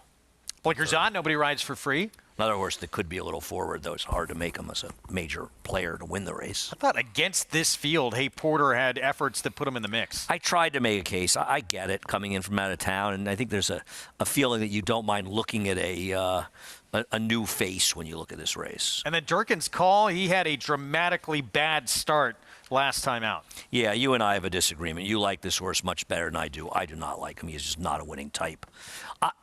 I disagree with what Acacia said. The number 2 is absolutely the controlling speed of this race. This horse is considerably faster than these. And I understand what Acacia's saying. He's shown he doesn't need a lead, and she's done that. The thing is, there's no other speed in here. And because Katie drew inside, she has got to come out of the gate firing, because all that is correct. This horse, when he's inside of horses, he's capable of doing crazy stuff, and nobody knows this horse better than Katie does. And so she has got to come out running and send this horse and then drift out to the middle of the track. Now, if somebody else wants to sort of gun and get in there, fine. I don't know who that horse is because she's faster than these horses early, or he is. But I believe that the beginning of this race is of the utmost important, because if she cannot get him clear of others, and they're going to look to keep him inside, he's got no shot, because he does crazy stuff when he's down towards the inside and forced in there. So Katie's got to get him clear and to the outside. Yeah, limited options for Katie Davis, so has to try and get this horse clear, stay out of trouble, and good way to do that out on the front end. Let's go back to April 14th, last time out. And a dominant win here. And I think, this gets to what Kay's saying. I totally agree with her. This horse doesn't absolutely need the lead to win by any stretch of the imagination. I just think because of the inside post here, that Kay's options are minimal. And he is faster than these horses early. This was a very, very quick pace. The horses that were involved in the pace with him, they're not back. So she doesn't have to deal with those horses, she being Katie. And you can see Durkin's call, pick up the pieces, and you're right, he had the bad break. But Daddy Knows did all the hard work. Daddy Knows is one of my favorite horses. I think he's a super cool horse. I love him still running competitively at age 8, but he is a bit of a weirdo, because if things don't go the way he wants them to go, he could be last in here. And this rider, Katie Davis, she is getting a reputation as being a rider you want to go to handle some tough horses to ride. No, I think that's a great point. I think that's one of the reasons we sort of felt that way, was the way she's handled this horse. And she knows this horse like the back of her hand. But I think she knows, I got to come out running, because I got to be able to get away from the rail. Now, maybe she relaxed a little bit if and when that happens. But if she doesn't come out firing, man, this horse could be in a lot of trouble. Even money. Daddy knows right now from post 2. It's been a heavy workload for that horse, too. 8-year-old making the 6th start already of this year. As we look at Hang Tight, 18-1, who Andy Serling likes. Okay, I have no argument that Daddy knows is the horse to beat. None whatsoever. Way the horse to beat. I don't want to take a horse that's as quirky as him, breaking from an inside post at a super short price. You missed the chance last time at a better price when he had an outside post. Having said, I can't really take Frankenstein. Thank you. I don't trust him. I don't like horses claimed from David Jacobson. I use him in the exact. He's okay. Hang Tight. At least he's dropping. He's only running the 10,000, and 10,000 the bottom level. And people say, oh, there's not a big difference between 12.5 and 10,000. Yeah, there is. The bottom level, they can be worth from 0 to 10,000. 12.5, 16, that's what they're worth. When he ran that race, I thought he ran a respectable third. No, he doesn't have any speed. He's got to come from way back. But if you think the two's going to lose, this race could fall apart. And Hang Tight is a horse that has some figures that are fast enough to win this race not that long ago. I don't love him, but in this race, not wanting to take the 2, I don't mind taking a shot. And I don't, listen, Iris, you know, Greg, I have the utmost respect for your opinion. I'm just not a fan of Durkin's call. He is just not a winning type. And at 2-1, I want somebody in here at a price if I'm going to try to beat the favorite. No, there's no question about that. I mean, a lot of these are not winning types. He certainly is not, though. 6 for 63 lifetime from that outside post. Let's go back to Acacia. And just to wrap up on the thoughts with Daddy Knows, I completely agree with what Andy's saying. To clarify on my point more was that Daddy Knows is not as much of a runoff as he used to be. He used to just come out of the gate and not be able to be held, whereas now he's settled on the front end. But I completely agree. He has to be forward, and especially to be able to get off of the rail and not be stuck down and inside. He will rematch with Durkin's call the outside, and he's so tough for me because physically, I love what I see from him. It's just that he's never able to seal the deal. He was a lot further back last time out than he typically is because he did throw his head up at the start and was very far back and had to have a steady closing run, but he had pace to run at too to finish second that day, and even a couple of races back when he had things kind of go his own way and get his preferred trip, he's still not been able to just get the job done and to seal the deal. Maybe this will be the right spot for him. Kendrick Carmouche gave him a big warm-up away from the ponies, moving beautifully. It's just tough to trust when you have a horse with 11 seconds and 10 thirds. The number 5 in Funkenstein is Funkenstein, yes.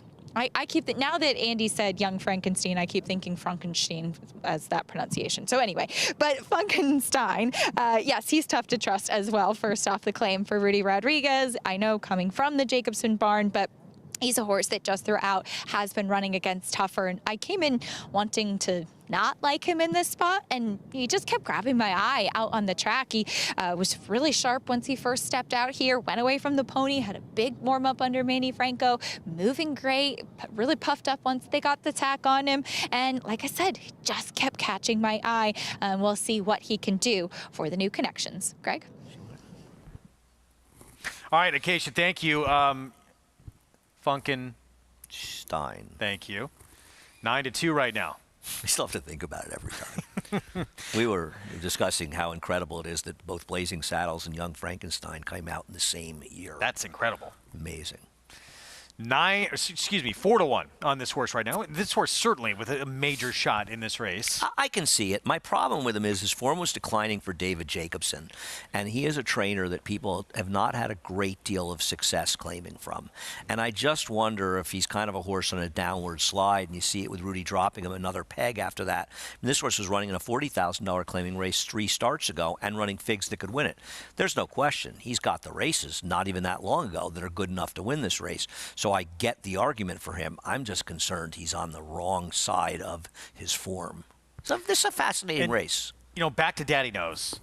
We've talked about how difficult he is to handle. You don't seem that concerned. He's 8 years old. I guess he just runs and does. He's a pro, but 6 starts already this year. He just ran 12 days ago. I'm one of the faster figures he's run recently. I'm concerned about all that. No, he's a quirky guy, and I could see things going wrong and him just sort of falling apart. So, yeah, there's a lot of reasons that I don't want to take this horse. There are multiple. I don't think he's the wrong price at even money, by the way. I don't think he's some massive underlay.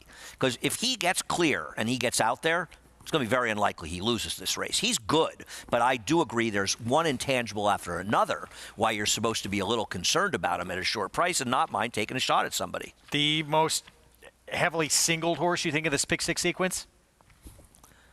Daddy Knows? Oh, that's a... wow, you're probably right. I'm trying to... Oh, without question. Without question. Okay. Yes, Quick to Accuse will take a lot, but there's Lock and Key in there. Yeah, he's got to be the biggest single in the sequence, so I guess we'll find out early. Even money. There he is, stepping in, the 8-year-old. Can Katie Davis work her magic again on a very difficult-to-handle horse? We're about to find out. Chris Griffin to kick off this pick 6 carryover on our Friday card. And here's Funkenstein.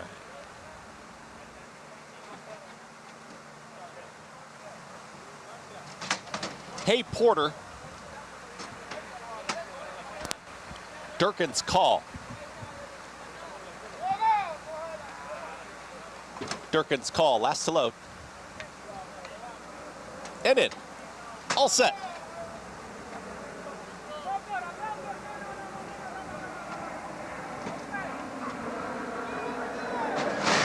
And they're off.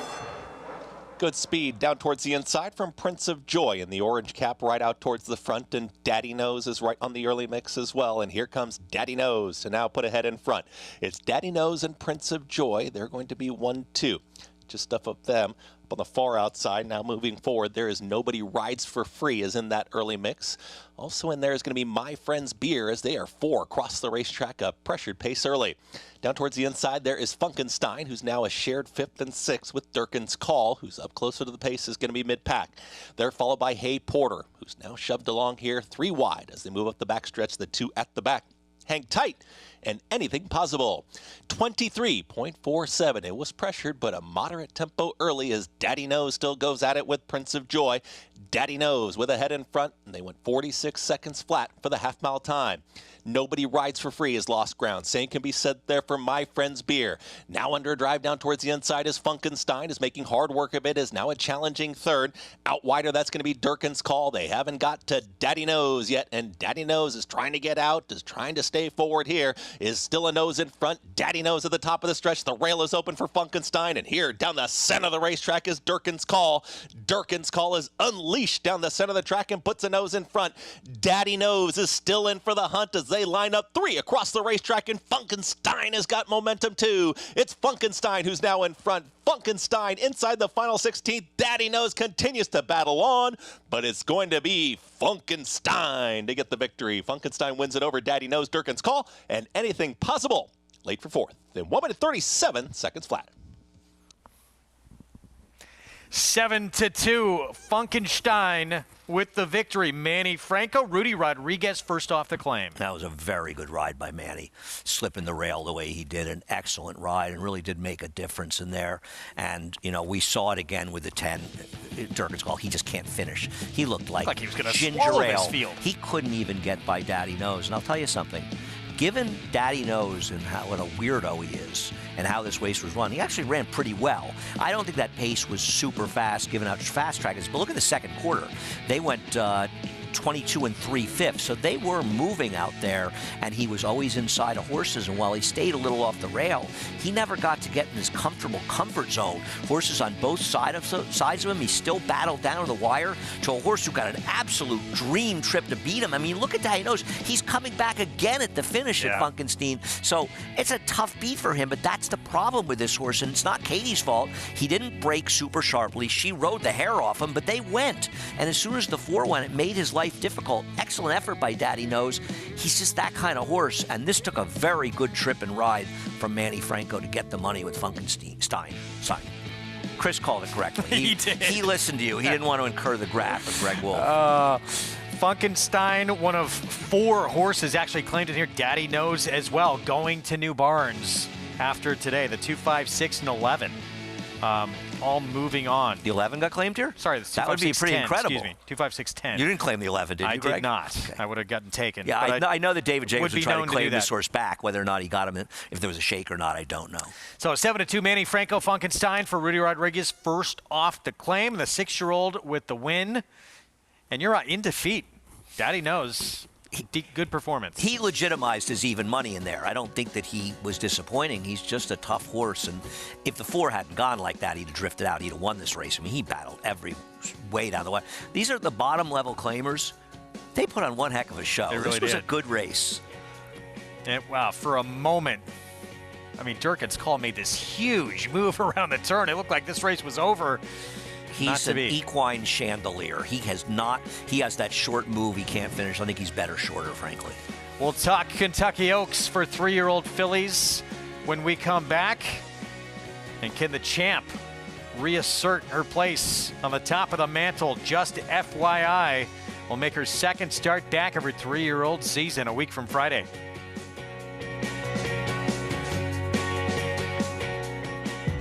Zandon's Poetry in Motion. Big horse, but light on his feet. And he's always showed up and been consistent and been right there with some of the top horses in training. In the Bluegrass Stakes, he showed his determination and his raw ability. It's over. Zandon wins the Toyota Bluegrass. I feel breeders will be really blown away by what a striking, outstanding looking horse he is. Experience the adrenaline-pumping, suspense-filled action of the Sport of Kings no matter where you are with Naira Bets. It's fast, easy, and secure. Download the app today and start winning with our lucrative weekly promotions, thrilling handicapping contests, and a one-of-a-kind VIP rewards program. Don't just watch horse racing, be a part of the action with Naira Bets.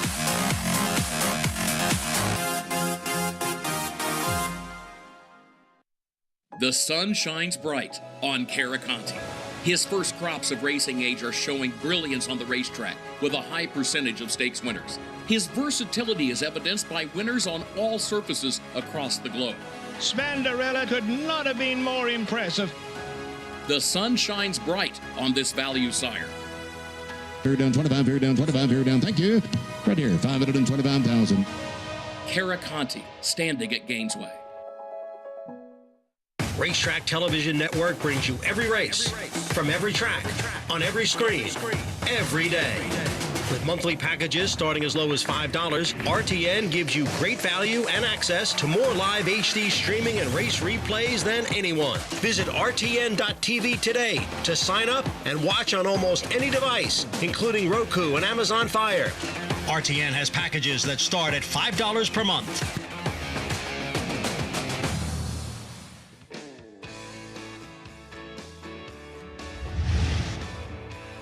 Back with you on America's Day of the Races on our Fox Sports 2 Friday coverage. It's brought to you in part by Hillendale at Alapa.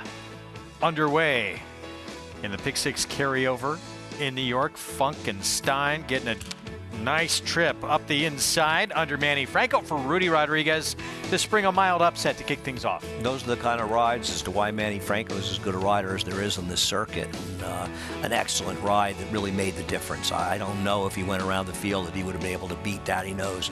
I thought Daddy Nose ran a terrific race in defeat. It's just a lot of things conspired against him because he is a horse with his quirks. There's Funkenstein 5 down on the inside. That yellow cap, Manny Franco, having to go to work on this horse, keep his mind on business. You see the 10 on the outside after making that big move, really starting to flatten out here. But the 2, Daddy Knows, digs back in, makes it close at the end. And he's coming back at the end. Yeah. He is one game son of a gun. He's a nice horse. I just have an enormous soft spot for Daddy Knows. I've always been a fan. And all 3 of these top finishers, again, claimed moving to new barns. $9.10 for the victory for Funkenstein. As we move on to the late pick 5, $32,000 claiming race, 1-turn mile next. We had talked about this race earlier. This is wide open. I agree with you, and I think, the first question you have to ask a horse who's potentially the horse to beat the 7 Dangerous Ride, how comfortable are you with him getting the mile distance? That's one of the questions you have. I kind of like Boss making boss moves. I wouldn't go near him at 3-1. I think that's a massive underlay. But honestly, I don't think there's a horse in this race with no chance. But having said that, Dangerous Ride should control on the front end, shouldn't he? He's supposed to control on the front end. And I think if he runs his race, I'm going to try. I was just kind of look at what the multi-race bets look like to see who's favored. Oh, he's a substantial favorite over Colloquy. Big drop in class, will be the one in front. They got to catch him to win this first leg of this late Big Five. We'll be back with the post parade right after this. We'll talk more Kentucky Oaks as well when we come back. Brad Cox and Tarifa will try and make it 4 in a row. Undefeated in her 3-year-old campaign. Can she keep it going? Stay with us.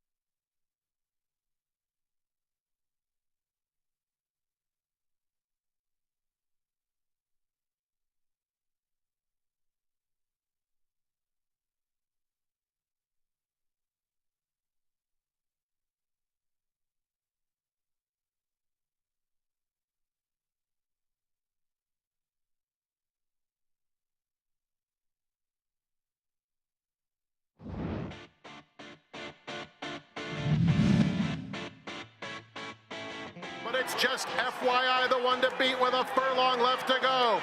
In the center of the track, Candide is gathering serious momentum, and Jody's Pride is next. Just FYI, 2-length lead.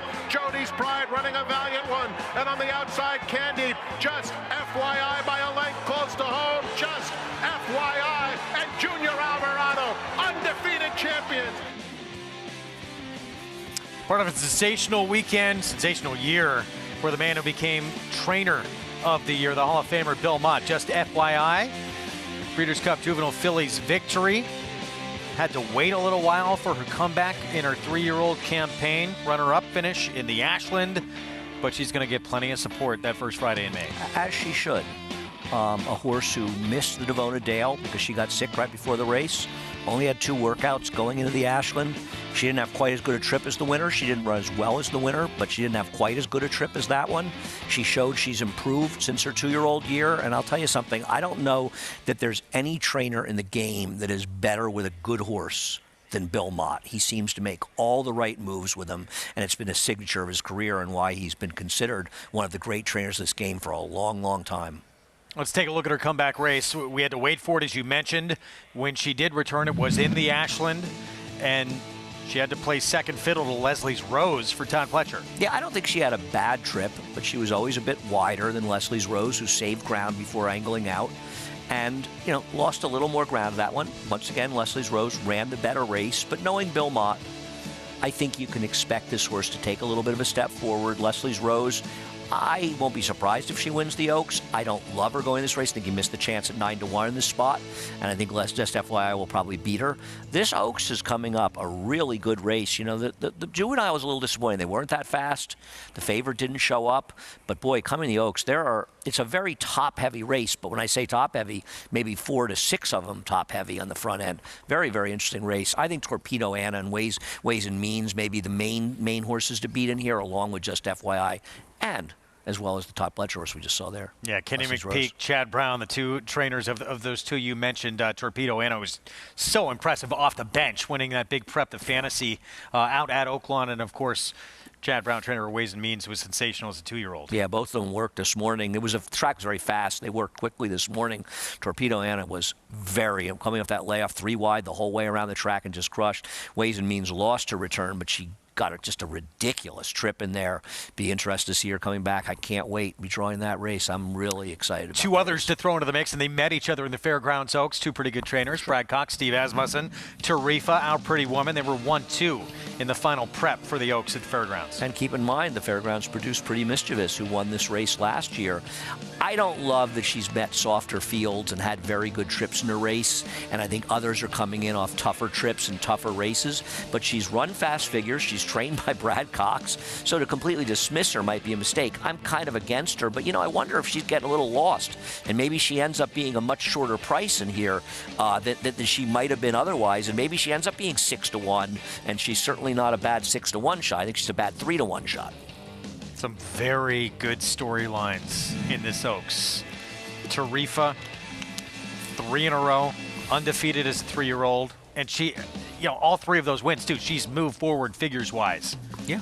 And Godolphin, I guess, looking to win this race back-to-back years, winning it last year Pretty Mischievous. She's another layer in here. I think the horse that we saw win the Gazelle isn't impossible in here. She's an improving horse. Regulatory Risk wasn't originally going to run in here. She's been training so well. The second place there's the Gazelle that encouraged Chad Brown to want to run her in there. That's how well she's training. So this race is going to be very, very fun. Good running of the Oaks.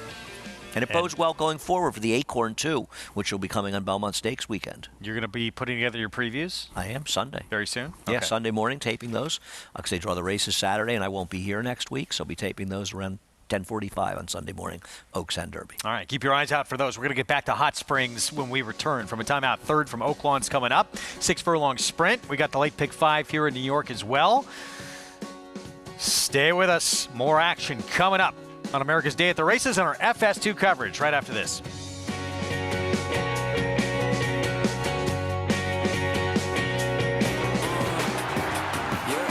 Charlatan is back, and he turns it on with 1/8 of a mile to go. Express Train moves into second. Nashville dropping out of it, and then Collusion Illusion. What a spectacular return for Charlatan, who will romp in the run-happy Malibu Stakes by 4.5 emphatic lengths. Charlatan, ultra impressive. It's a new day for a new king. Just minutes from downtown Saratoga Springs, you'll find GMP Farm, a revolutionary state-of-the-art equine therapy and rehabilitation facility offering the most advanced equipment and knowledgeable staff to care for your equine athlete. From oxygen therapy and laser treatments to thermal imaging, dry saw room, and cryotherapy treatment, all alongside a 7/8 mile Tapeta training track. GMP Farm is revolutionizing equine care. To see a full list of services and book your horse's rejuvenation session, visit gmpfarm.net today. Early voting comes inside. He wins the Preakness. Disarm takes the Met win. And Tama, they win the Met Park, Pennsylvania Derbies. Wicked Halo, who wins the Raven Run Stakes. Nobody catching Society. Red, Root, Lock, Cyberknife has won the Haskell over Tama and Gunna in the Forgo. Sierra Leone wins the Toyota Bluegrass. 2,300,000. General admission tickets are on sale now for the Belmont Stakes Racing Festival at Saratoga, June 6th through 9th. Admission is just $10 on Thursday as well as on Sunday for this historic event. Visit belmontstakes.com/tickets today. RaceLens is the most in-depth product in horse racing with unique features found nowhere else. True odds, predictive analysis, and pace projection. RaceLens. It will change the way you follow horse racing and take your game to the next level. Back with you on America's Day at the Races. Brought to you in part by legendary Claiborne Farm. 100 years of doing the usual unusually well. Hot Springs National Park, one of the many sights for the tourists to see. Not just great racing, so much to do in and around Hot Springs. Become a great tourist destination. We get set for this third coming up. Condition $12,000 claiming 6 furlong sprint, 4 to 5 on Team Asmussen, the 2 Essential Business. Steve, son Keith, the one to beat. I'm just hoping Paulie's alive in this pick 5. Paulie, speak to us. Yes, I am alive in this pick 5, gentlemen. And I went deep in here. Like, Essential Business at even money, I get it. The horse is the horse to beat. But, you know, this is the kind of horse that twice in his last 2 starts just gets stopped and you know, takes a little time to keep on getting going again. And, you know, at even money, do you want to take that kind of approach? You know, there's a lot of speed on the outside in this race. You know, this... if you look at the outside flow of this race, it does look like the 7, 9 are the horses that are going to be forward lead. I know they're going in the gate now, Greg. I have 1, 2, 5, 7, 9. I'm probably going to jinx myself. I think the 5 is a sneaky horse from way off the pace here at 15 to 1. It's Winya Bay, Joey Belmere, the apprentice for Norm McKnight. Yeah, that horse comes from very far out of it. We'll see if he can make an impact. Matt Dinnerman with the call. Here's the 3rd from Oaklawn. And the Princess Says to the outside post. Here's the Princess Says and Walter de la Cruz. Even money for number 2, Essential Business.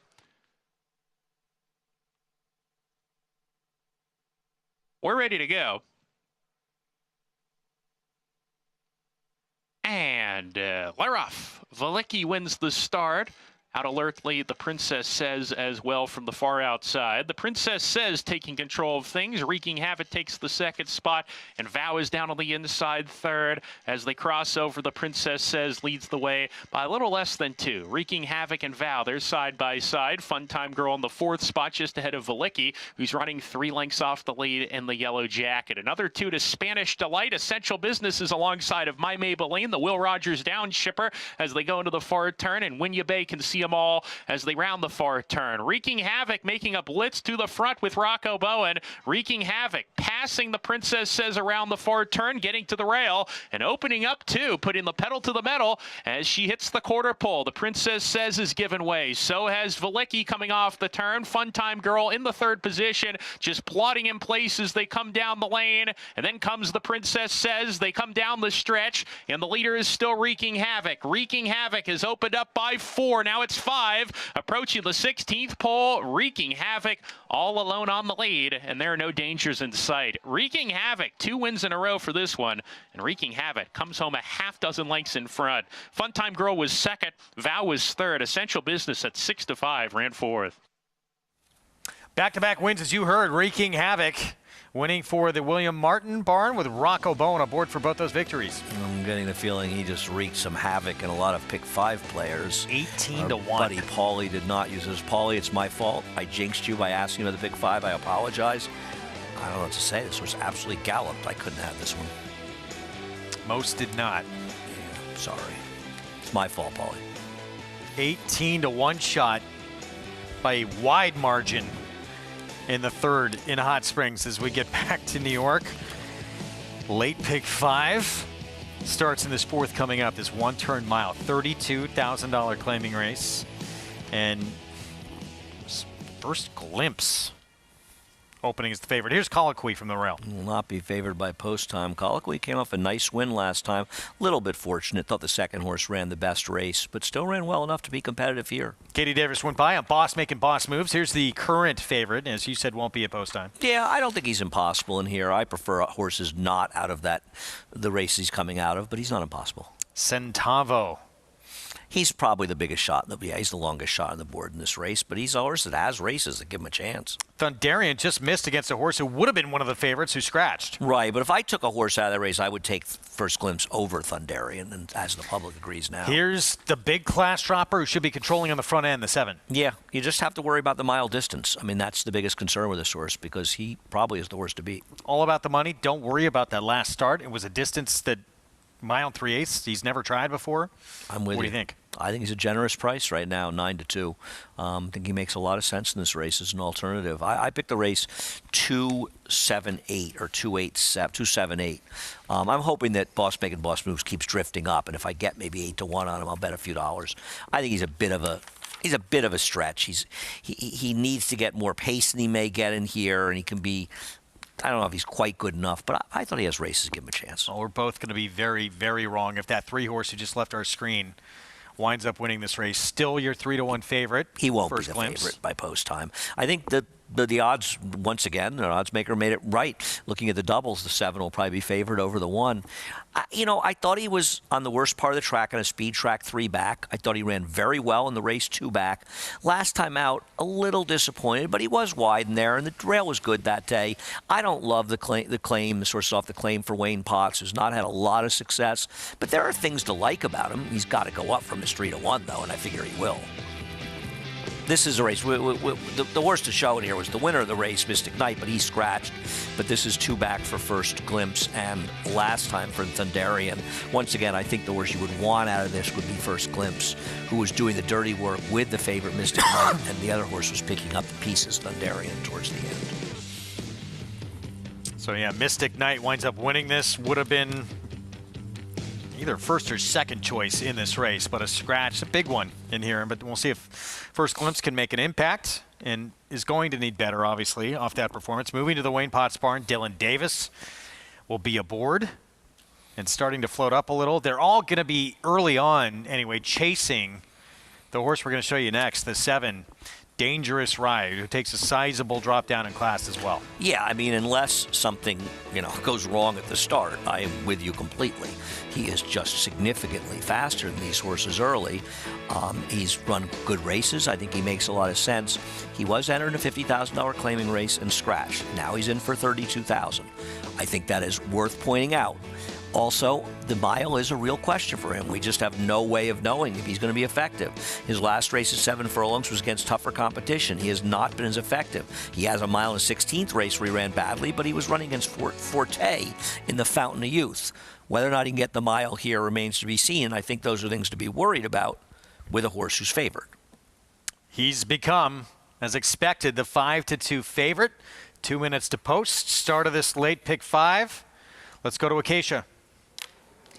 And it is a tricky race because you wonder who you can trust in here. And First Glimpse, who was taking the early money, looked fine overall. But as far as the 7 Dangerous Ride, he looks sensational. He's completely dappled from head to toe. And in the times that I've seen him, the few times throughout his career, every time in my notes I've written, built like he wants to go a mile, and he's going a mile today. So from a purely physical perspective, I don't mind the stretch out in distance. Now, it's not much to go on as far as his form about how he will handle it. He does have speed, which certainly is to a benefit. Pretty quiet out on the track, but typically Carlos David's horses are quiet in the preliminaries, so I'm not taking that as a negative at all.